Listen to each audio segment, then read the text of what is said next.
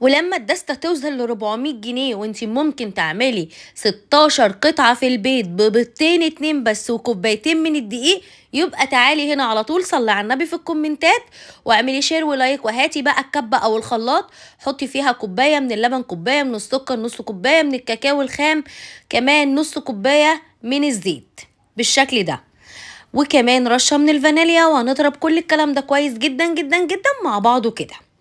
شايفين احلى صوص شوكولاته ده ولا ايه؟ بجد اقتصادي جدا جدا جدا.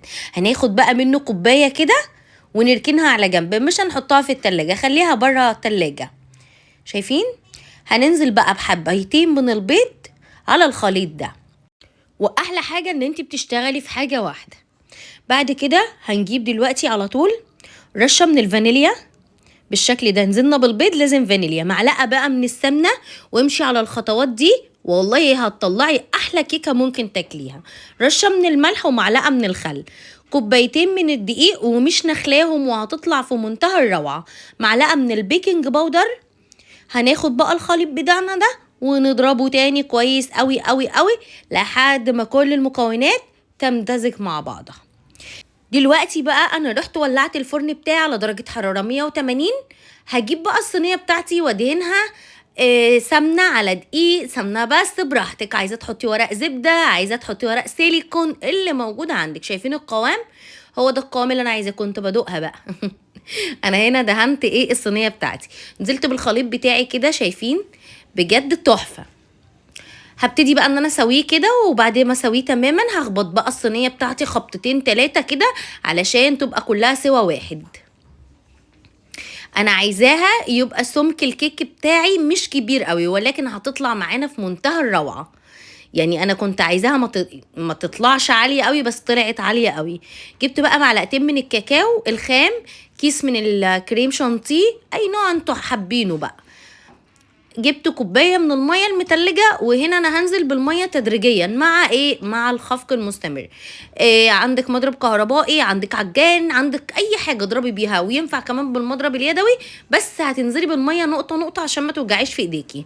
ننزل بالميه تدريجيا كده لحد ما نعمل الكريمه بتاعتنا. وكمان انا ضفت لها معلقه من السكر علشان الكاكاو بتاعي ما كانش محلى. لو الكاكاو بتاعك محلى مش هتضيفي، لان الكريمه بتبقى فيها سكر بودر.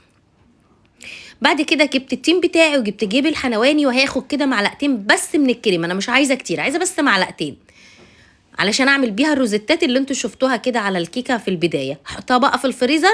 الكيكه قعدت معايا بالظبط 15 دقيقه في الرف الاوسط، ومن غير مروحه ولا شوايه ولا اي حاجه، اختبرتها وطلعت زي الفل. شايفين انا هنا كنت عايزه اقسمها بقى عشان اطلعها قطع متساويه. طبعا عادي مش هتفرق بقى، انت كده كده في بيتك، يعني مش هتبيعيها ولا هتديها لحد، فقطعيها التقطيعه اللي انت عايزاه. انا هنا قطعتها 16 قطعه. كنت اقدر اقطعها جاتو سواريه صغنن، بس حبيت ان هي تبقى كبيره احلى. شايفين بقى هنا كنت بوريكم قد ايه هي هشه وجميله، وتتاكل كده، والله تتاكل كده يا جماعه، مش محتاجه حاجه. يلا بقى ما تنسوش الشير واللايك والصلاه على الحبيب. جبت بقى الكريمه بتاعتي وحطيتها على الكيكه، بس مهم جدا ان الكيكه بتاعتك تبقى بارده، ما تشتغليش فيها وهي سخنه، الوش بتاعها يبتدي يطلع معاكي في الكريمه، وتاخدي كده بطرف الاسباتوله.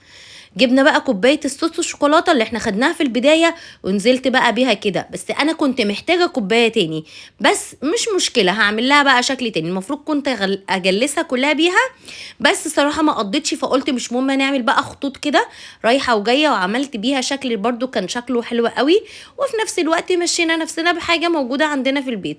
وما تتخيلوش سهله قد ايه، وطعمها بجد تحفه. بصوا انا كل ده بوريكم كده حاجه كده سهله تقومي تعمليها لاولادك. 16 قطعه ببيضتين اتنين يا جماعه، ببيضتين وكوبايتين من الدقيق. بصوا بقيه الحاجات دي يعني كريم شانتيه كيس والشوكولاته دي براحتك، ممكن تزوقي بيها او ما تزوقيش زي ما انت عايزه.